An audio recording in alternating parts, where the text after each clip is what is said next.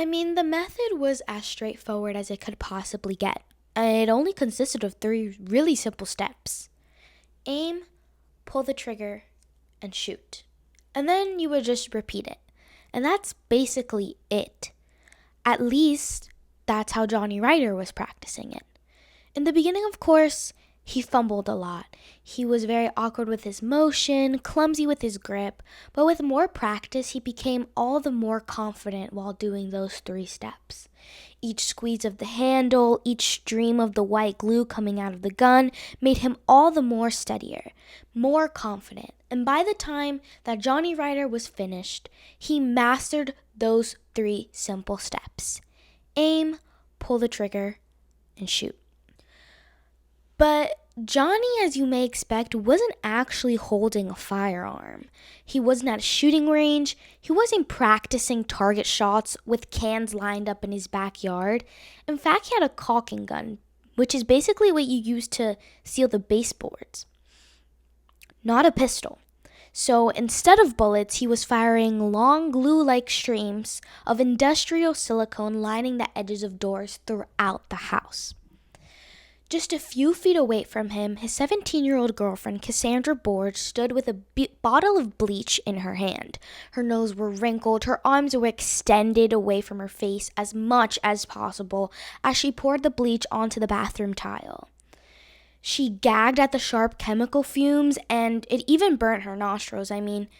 I know my mom cleans with bleach a lot, or whenever you even clean with bleach or be near a place that has had bleach on it, the stench is extremely powerful. It lingers in your nose for a while. And Cassandra kept on cleaning that bathroom until the entire bottle of bleach was completely empty. Now, this wasn't a scene of a nice, lovely young couple cleaning their house, getting ready to cozy up downstairs in the living room, maybe fixing up for a better life together. It was actually the night before this really big house party they were planning, and they were trying to hide something that no one should ever have to smell. Once the bottle of bleach was completely drained and the air stung Cassandra's lungs, the smell was overwhelming, so heavy that if it lingered, Cassandra swore that she would get high off of the fumes and even pass out. That's where Johnny's gun came into play, his caulk gun. Now, Cassandra closes the door halfway behind her, and Johnny walks up, and he's got this tube-shaped dispenser, and he pulls the metal trigger for it, and a thick white silicone liquid comes out of the gun. It's basically an industrial form of a white silicone glue, and it's going to seal the entire seams of the door. The directions are pretty easy. It's just aim, pull the trigger, and shoot. The silicone parts, they just start flowing out of the caulking gun, and he repeats the process across the perimeters of the interior door, effectively glues all of the doors in the house shut. Every interior door in the bedroom, every door in the restroom, he super glued that so you can't open it at all. It came to the point where it was, if you were inside a room, you couldn't get out of it, and if you were outside, you couldn't get in. That's how much he glued the door shut. Now, together, Johnny and Cassandra, both 19 and 17 years old respectively, crossed their fingers, hoping that their makeshift plan would work.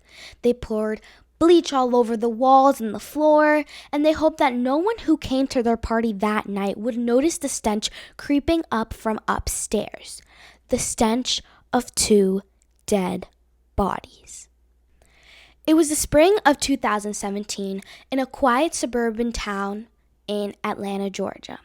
Nothing about the neighborhood seemed seemingly dangerous at all. There were basketball hoops outside of people's driveways, kids playing outside in the neighborhood. Everyone seems to be very friendly with each other. Seemingly nothing was wrong. But inside of one particular house in that community, everything was wrong. When investigators finally forced their way inside of the house, the first floor looked like chaos. Cigarette butts were everywhere, all across the furniture. The couch was scorched in just careless burn marks. Prescription bottles were stuffed with ashes, and they were piled on tables. In the kitchen, a mason jar on the counter was next to a heap of fried rice, like literally a container of fried rice, and then right below it on the floor was just a big pile of takeout, like Chinese takeout fried rice. There was no plate, no container, just rotting food exactly where it fell from. The deeper they explored the house, the worse the scene began to unravel. The dishes were stacked in the sink, crusted with mold, piles of trash in every single corner of the house. It looked less like a family home and more like a trap house. And upstairs, the scene shifted from absolute disgusting filth to horror, something out of a horror movie. Behind one of the glued doors, officers forced their way into the bedroom. There on the bed, there lay a man's dead body. His right leg was dangling over the side of the mattress. The sheets were soaked with blood, and he had been beaten and stabbed. His throat was cut wide open. Bloody shoe prints stained the bedding, and there had been a clear sign that an attacker stood on top of him and started stomping down with brutal force. Above the bed's headboard, smears of blood left handprints along the wall, like as if a little kid just took red paint and smeared it on their parents' bedroom wall. Even the ceiling fan dripped crimson. There was blood absolutely everywhere in this crime scene. In the bathroom across the hall, another glued door gave way to another extremely horrific scene. Inside, on the tile floor, lay the body of an older woman. Her throat had been slit as well as the man in the bedroom.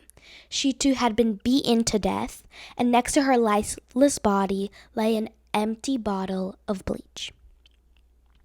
This was the home of Wendy and Randall Bjorge, grandparents of Cassandra. They were the two bodies that were left upstairs. The horror just didn't stop there. Investigators noticed drag marks across the floor and trails of blood streaked along the walls. The brutality was absolutely staggering. They weren't crimes of passion or just happened out of nowhere in just a fleeting moment. In fact, these were deliberate and prolonged acts of violence and torture. Now, when the news broke out about Wendy and Randall's extremely tragic death, the neighbors just couldn't process why it happened. I mean, Wendy and Randall were known to be an extremely kind, loving, and protective couple. They took in their troubled granddaughter Cassandra from a troubled home. They stepped in when she needed a safe space, and they were her guardians till the end of their lives. And yet she and Johnny had left them dead in pools of their own blood while they glued the door shut, poured bleach, and prepared for a house party. The following day, Johnny left his mother a voicemail. His voice was extremely fragile, a whisper, and it was barely audible. Hey, Mom. It's Johnny. I'm crazy. I'm evil. I'm sorry. Forgive me. I'm not well. I'm dying as we speak. I love you. And those were the words Johnny spoke to his mother over the phone. He trembled and drifting off into silence before he hung up. By the time police were able to piece everything together, Cassandra and Johnny were found, and they were slumped on the floor of the bathroom, of a bathroom, not the bathroom, completely unconscious and surrounded by blood. This was the scene of a failed double suicide. Both teens had to be rushed to the emergency room. What followed was one of the most disturbing unravelings of investigators in Georgia had ever seen. I mean, it wasn't just a double homicide. It was a connection to a series of violent attacks that had been happening in Georgia, a web of victims, and an extremely shocking testimony of Cassandra herself that she would later provide to detectives. The story just didn't stop with Wendy and Randall, unfortunately. And what makes this case spiral completely out of control and into the unthinkable is that Cassandra and Johnny weren't finished. 2 days after the murder, April 8th, 2017, Johnny's younger sister Melissa and her boyfriend were hanging out at home. Just a normal day, two couples chilling at home. The day seemed normal until they walked into Melissa's bedroom and noticed that her dresser drawers had been completely ransacked. It was as if someone just came into her room looking for something or someone and just started rummaging through all of her undergarments. Clothes and belongings were completely scattered all over the room, and before they could even process what they were thinking, chaos absolutely exploded. The door bursted open and a thick orange fog came into the room. Not smoke, not a candle gone wrong. In fact, it was bear spray. Now, bear spray is essentially pepper spray designed for 800-pound predators in the wild. It doesn't just sting. It blinds, chokes, burns skin, inflames the airways, and forces your eyes shut with searing pain. Melissa and her boyfriend were instantly thrown into agony by the contact of the bear spray.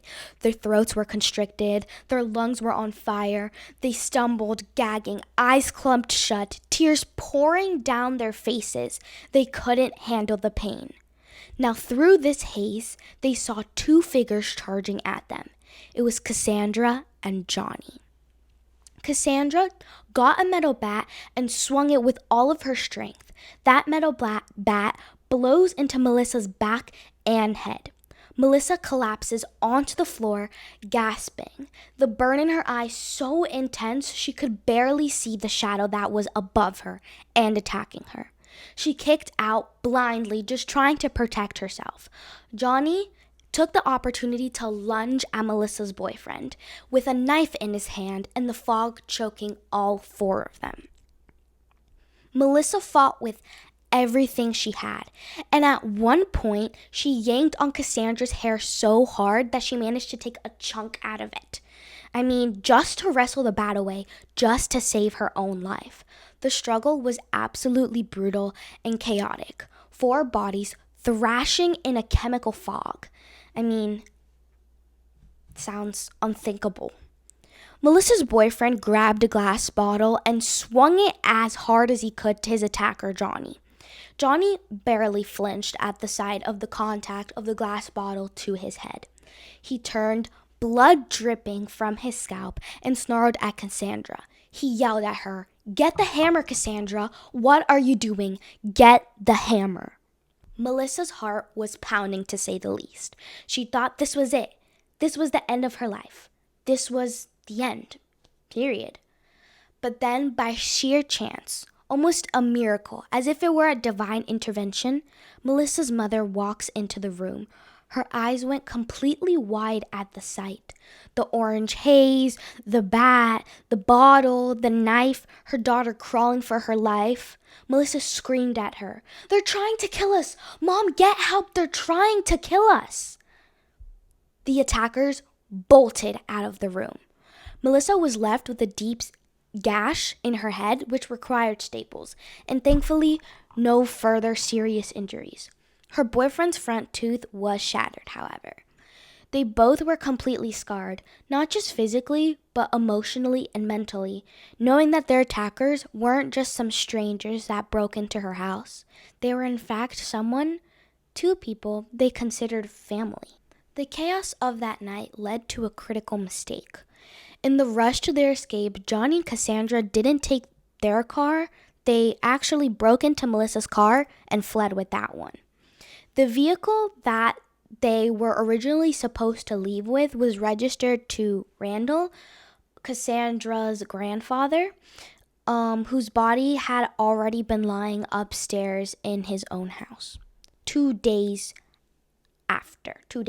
prior, I should say. Detectives immediately made a connection with Wendy and Randall's murder and Randall's car being left at Melissa's house. The abandoned car tied them back.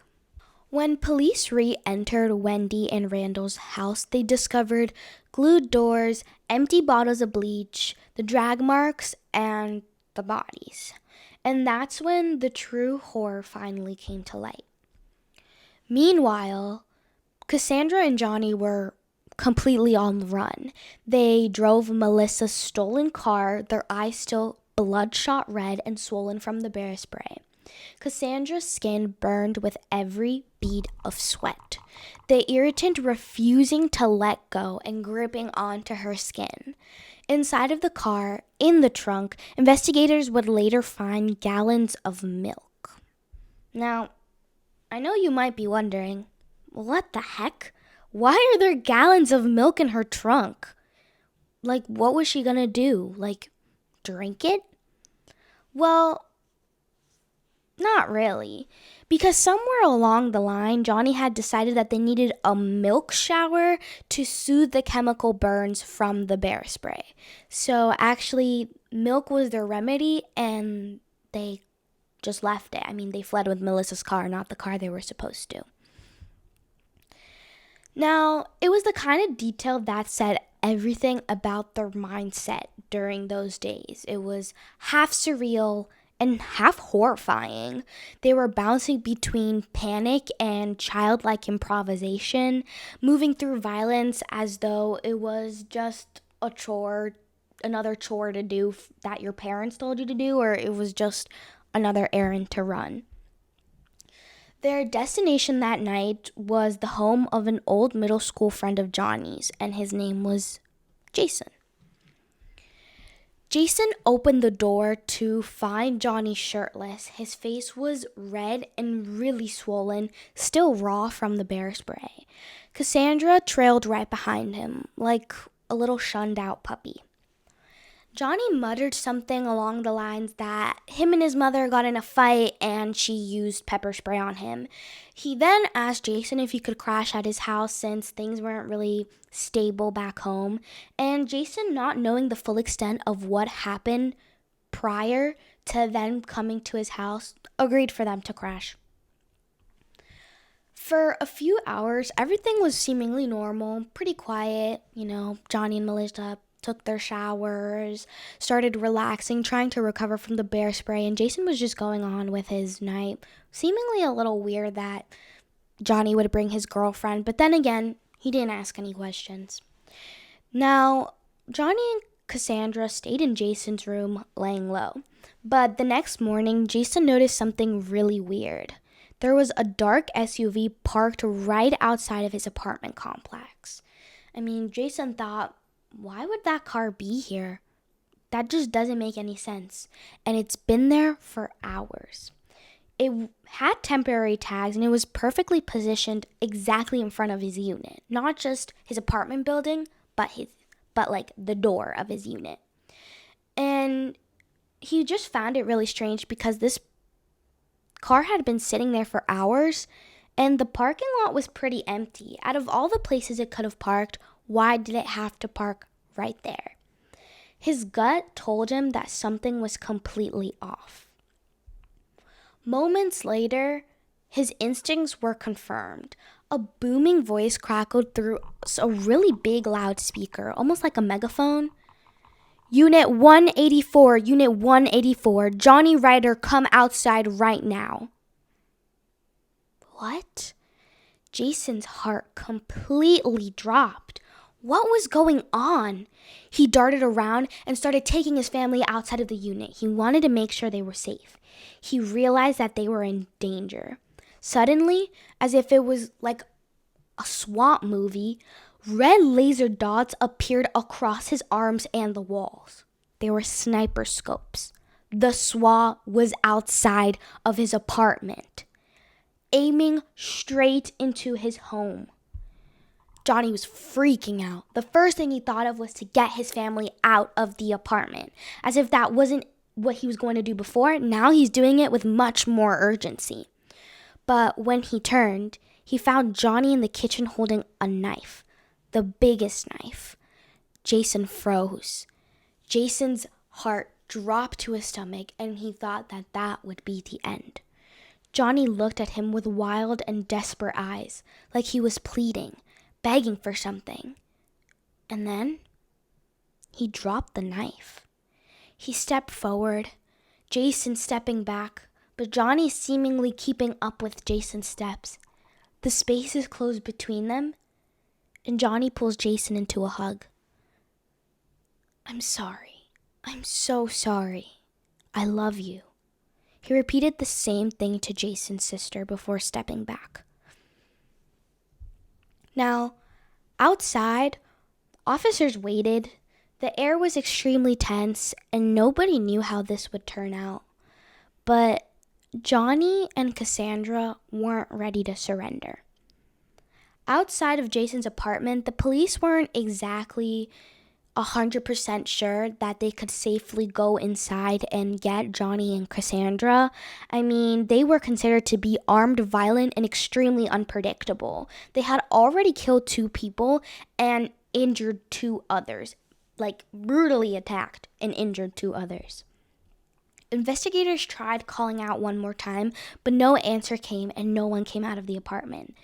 They didn't want to risk sending officers in because of the aggression that both Johnny and Cassandra posed, and so they actually deployed a bomb disposal robot, which is basically just a clunky machine with a mounted camera and an extending arm.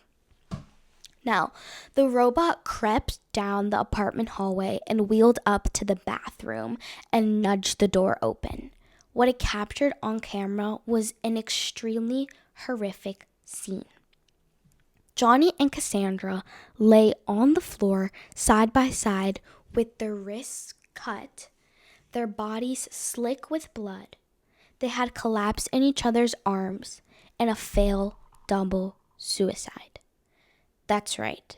They decided to recreate the scene from Shakespeare's Romeo and Juliet and decided to try and commit a double suicide. But they were both alive. Barely. Taking note of this scene, the SWAT knew that there wasn't any danger for them, so they stormed into Johnny's apartment complex. They pulled him out and rushed him to the hospital immediately. The doctors worked quickly to stabilize them, and by some twist of fate, they both survived. And when Cassandra woke up, the detectives were waiting. Her first interviews were in the hospital. Both arms were heavily bandaged and her wrists were bound together in casts. So she couldn't really pick up anything. Like if she wanted to pick up a bottle of water, she couldn't because her arms were just in really bulky white casts. The detective spoke softly at first, asking what happened and why she tried to end her life. She said, "I couldn't handle it anymore. I felt overwhelmed, angry, desperate." But when they asked her to be honest about her grandparents, her answer shifted. At first, she denied any involvement. "I don't know what happened. I wasn't there. It was Johnny, putting all the blame on Johnny." Minutes later, she admitted to cleaning. "I used bleach because Johnny told me so." When detectives pressed harder, she knew that there was no way in winning, and so she smirked. They mentioned her grandfather's wallet being under the mattress, and she raised her eyebrows with a really sarcastic edge and said, "Under the bed? Wow, smart guy." Slowly but surely, she started to unravel. She told them that she and Johnny had been talking about killing her grandparents for weeks. She admitted that they had a plan, and she laid it out casually as if she was just saying like a checklist, a to-do list of what she was going to do throughout the day. First, my grandparents, then Johnny's mom and sisters, then maybe my mom later. I don't know, we'd just figure it out.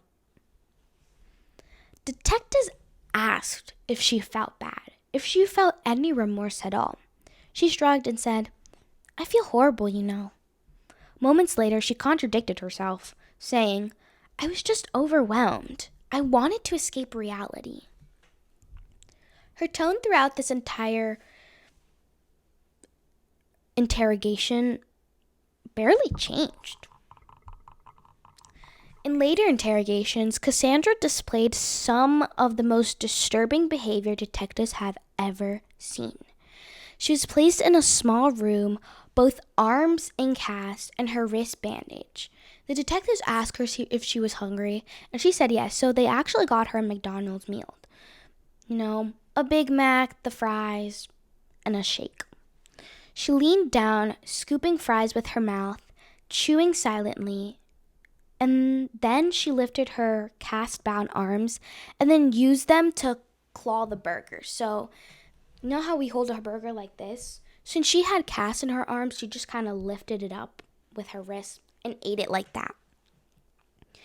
Now, this part was definitely the creepiest part of her entire interrogation footage, and it was one that stuck with me and netizens that have seen the interrogation footage before. Cassandra seemingly starts zoning out, like she's just chewing and zoning out, and then all of a sudden she stares straight at the camera with a blank look on her face, as if she's trying to convey a message to the viewers, and just stares in silence, never breaking eye contact. Now that had to be the most scariest part of the interrogation by far. There seems to be a type of detachment in her face. Just the silence was completely unnerving. Detectives tried to draw her out. At one point, while cutting the zip ties off her bandages, one investigator joked, "I don't want to accidentally stab you with these scissors." Cassandra, without missing a beat, replied, "Stab me." After that comment, it's safe to say that the room went quiet.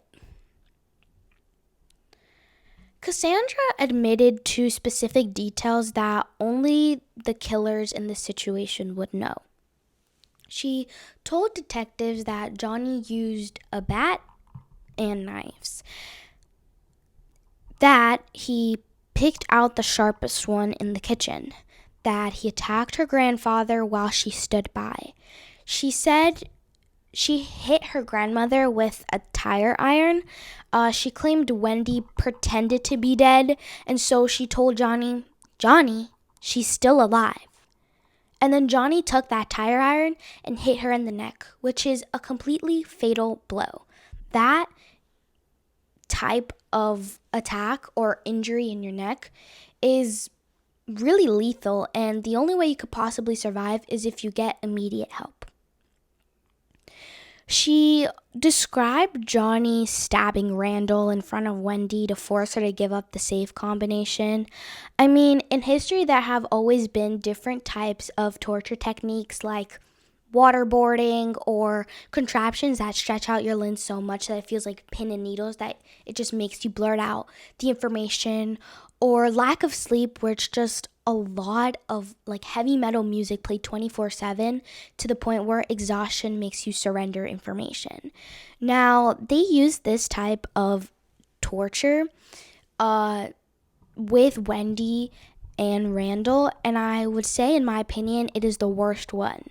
They take a loved one and start harming them in order to get information out of the other person. This has been seen in movies, but Cassandra and Johnny actually used this method on her grandparents. Now, Johnny started stabbing Randall. Not one, not two, not three, but 4, 5, 6 times in the chest, trying to make Wendy blurt out the safe combinations. She even described her excitement when she opened the safe. I mean, there were $1,000 there. I mean, my grandma has already suggested that if she gave me $1,000, then maybe the world would be okay. Maybe the world would be better. So, I don't know. I just kind of made the plan out. Like, I already got my $1,000. I mean, that is a lot of money. And she was smiling as she told detectives this information and how she ran back with the envelope of cash, smirking at Johnny, saying, "I got the stuff." She called $1,000 as if it were like $1 million. Not saying that $1,000 isn't a lot of money, it is. However, in this economy, it's not life-changing money. In fact, we later come to know that they completely spend those $1,000 in a week. Now, Cassandra, throughout this interrogation, while she was describing the $1,000, she would change the numbers. She would first say $1,000 and then she would say $11,000. So she couldn't really keep the number straight, but what stuck into her head was the fact that she had a specific big amount of money. Now, Cassandra said that they spent it all on Kroger, which is like a supermarket deli restaurant, kind of like what Publix is in South Florida. Steak and Shake and Zoomies. Zoomies is just a skateboard clothing shop. She laughed about shopping sprees and rolled her eyes when she got details wrong. She treated it more like she was gossiping with a friend in the interrogation room than actually knowing the severity and the extreme reason why she was there in the first place. When she was asked about inviting people over in the house, she flatly denied it. No, I don't trust people. I only have like 2 friends. I'd never risk it. Then detectives pulled out a phone and played a short clip. There it showed Cassandra sitting cross-legged, crisscross applesauce, on the floor of the living room. She was rolling a joint while Johnny filmed her lovingly. Another person, a guest we can assume, was holding the camera. In the background, her grandparents' body lay sealed upstairs. Caught off guard, this was the first time Cassandra realized that she wasn't in control. At first, she said that wasn't my house. Then she slipped, admitting her grandparents never liked Johnny in the first place and that he never went there, which of course was impossible unless the video was real. When detectives pressed, she shrugged. Eventually, she admitted the truth. They'd invited their drug dealer over. When the dealer complained about the smell, she and Johnny brushed it off as a sewage problem. As interviews went on, Cassandra veered between a really cold detachment between what she was saying and like childish giddiness as if this was all a joke. When detectives asked about the credit card she used, she blurted out, "Yeah, the gray one. CITI?" When they corrected her, "You mean city?" she giggled, stuck out her tongue, and said, "Yeah, that one." For investigators, it was extremely chilling her behavior. She just committed a double homicide, and now she's acting as if she's just gossiping with friends. How could this possibly be? They weren't watching a remorseful teenager. They were watching someone relive the crime with flashes of amusement and excitement in their eyes. She had moments where she expressed that she felt pride in herself for doing this and planning it, with only the faintest imitation of regret. Johnny interrogated separately. They were both in separate rooms, but that interrogation was no better. He told the police, "I can't live without Cassie. She's my lifetime." He spoke about their relationship like it was eternal. But when pressed about the murders, he shifted the blame more onto Cassandra. She was the one that planned it. I just went along with it, but she was the one that wanted to do it. In her own interviews, Cassandra did the same. Together in crime, they were divided by guilt. The case was airtight. Cassandra's taped words, Johnny's voicemail to his mother, the DNA at the crime scene, the video being in the living room, the witnesses who noticed the smell, the drag marks and the bleach, it was all there. There was no mistake that Johnny and Cassandra committed the crime. Not just one of them, but both of them. What remained was the question of what to do with teenagers who had committed a crime this brutal, so calculated that even hardened investigators struggle to comprehend them. And that question would later be answered in the courtroom. Now, By the time Cassandra and Johnny were sitting in jail, detectives had piled up an overwhelming case file against them. Every angle, every detail, every piece of evidence painted the same story: deliberate, premeditated murder. The prosecution's case was built on 3 pillars: planning, cruelty, and concealment. Now, first was planning. Prosecutors laid out a timeline and pieced together chronologically what happened from the time of Wendy and Randall's attack to the party to Melissa and her boyfriend's attack to going to Jason's apartment. Cassandra's own words from the interrogation were played in full.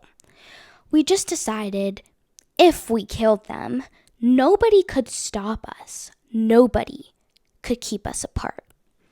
The statement alone, the state argued, was the definition of premeditation, planned murder. Second was cruelty. Now, forensic testimony detailed how Wendy and Randall had defensive wounds, showing that they tried to fight back at the time of the attack. The medical examiner described the blunt force trauma both in their head and their neck, on their chest because of the stabbings, and the deep cuts in their throats. Photographs sealed to the public but shown in court captured the horrific scene. Prosecutors emphasized that Wendy was forced to watch her husband's throat slit in front of her, that she was duct taped, beaten, and ultimately dragged to the bathroom to die separate from her husband. The third pillar is concealment. The glue, the shut doors with the glue, the bleach, the attempt to mask the smell, the stolen credit cards, the stolen money in the envelopes, all used at Steak and Shake, Zoomies, and Kroger. The video of Cassandra and Johnny lounging in the living room with friends. The state introduced these exhibits after exhibit. This included photos of the caulking tubes scattered across the floor, the empty bleach bottles, transaction record from Wendy's bank account, and the cell phone video of Cassandra rolling a joint while Johnny was telling her how much he loved her. Prosecutors argued that this wasn't panic. It wasn't the kids being shocked. It wasn't the kids defending themselves. It was 2 people knowingly living inside of a crime scene they created. The defense, however, knew that there was no illusion whatsoever that they could plead not guilty. There was just too much strong evidence that proved that Cassandra and Johnny did commit the crime. Now, what were they going to take? Were they going to plead insanity, or were they going to plead something else? In fact, they shifted to a type of mitigation. Instead of pleading insanity, they would plead guilty, but they were trying to save Johnny and Cassandra by making sure they could stay away from the harshest possible outcome, or the harshest possible sentencing. For Cassandra, her attorneys painted her as a deeply troubled teenage girl. They emphasized her unstable upbringing, the abuse she alleged at the hands of her stepfather, the constant fights with her mother, and how her grandparents were her only hope at a new life and took her in as if she was her own. They were, like she was their own. They argued that she was mentally unstable, volatile, and was extremely overwhelmed at the time of the crime. They even filed motions to suppress parts of her interrogation, claiming that she was in no condition, physically or mentally, to waive her rights after attempting a double suicide. They argued that she was extremely vulnerable at the moment, medicated, and traumatized, and that her answers were not reliable. This, in fact, did not cross with the court. The judge actually denied their motions and kept all parts of the interrogation in the case. Her defense also highlighted her age, 17 years old. I mean, if you look at Cassandra, she looks extremely young for her age. She doesn't look 17. In fact, she looks innocent with very big round eyes. They argued that she still was legally a juvenile until the state elevated her case to adult court. They argued that she lacked maturity to fully grasp the consequences of her actions, but then again, at the end of the day, that didn't work in court. As for Johnny, his attorneys leaded into his instability. They argued that he was a drifter, he was a lost young man, and was extremely obsessed with Cassandra to the point of delusion. His words were about violet auras and destiny, as if they were meant to be, which didn't show romance, but showed more obsession with her. Now, they filed motions to exclude Johnny's voicemail to his mother from the case, the one where he said, "I'm crazy, I'm evil, I'm sorry, I'm dying as we speak." They claimed that it was prejudicial, too inflammatory for the jury, but the judge actually ruled against their motion once again, and the voicemail stayed in. Now, the defense didn't argue innocence. They knew they would lose. Instead, they tried to reframe the picture. Two broken kids that found some type of love and comfort in each other, manipulated each other, spiraling into violence. Not cold-blooded predators, but just damaged youth whose past failed them. Both sides knew the stake of a trial. For the prosecution, putting this case before a jury meant forcing family members to relive the murders in open court, as well as the brutal attacks, displaying graphic crime scene photos, playing Cassandra's bizarre interrogation footage of 4 strangers in the jury box. The outcome would likely be guilty, but the process would be extremely brutal and extremely traumatizing for the victims. For the defense, going into trial meant risking life without the possibility of parole, stacked with sentences with no chance of ever walking free again. With Cassandra's taped confession and Johnny's voicemail, having the possibility of parole was seemingly impossible. Behind closed doors, both sides began to negotiate. In the end, both teams took a plea deal. Now, this deal consisted of 2 life sentences plus 21 years with possibility of parole after serving 60 years. Now, this wasn't mercy, it was uncertainty. For Wendy and Randall's family, it meant closure without the spectacle of a trial.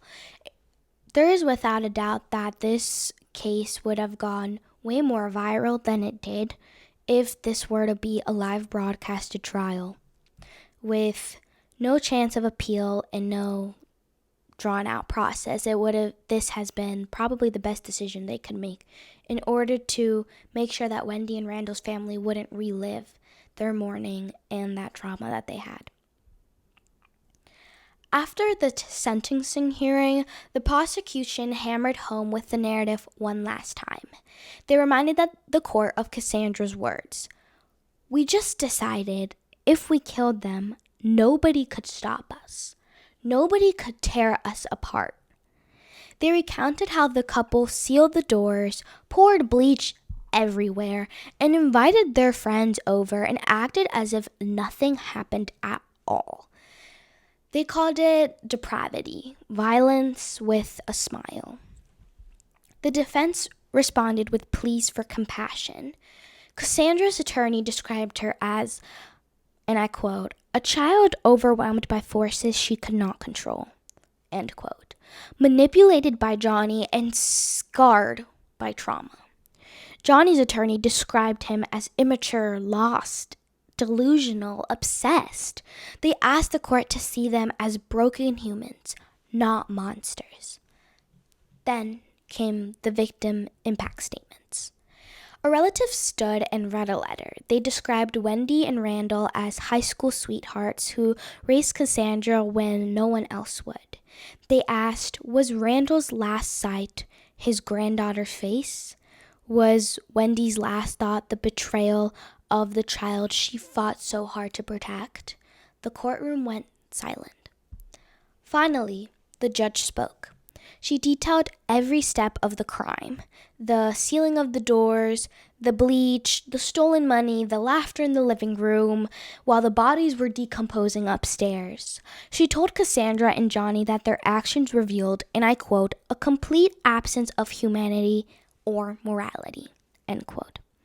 Johnny stood and delivered his own statement. He quoted scripture, spoke of sin, and begged for forgiveness. But then his speech seemed to turn from a I'm sorry speech into a sermon. He warned that if the family didn't forgive them, then God wouldn't forgive them either. Of course, as you can imagine, this did not land well in court. Cassandra's statement was pretty short. I was overwhelmed. I wanted to escape reality. Her words fell flat. No tears, no apology, no acknowledgement for what she had done and the lives that she had destroyed.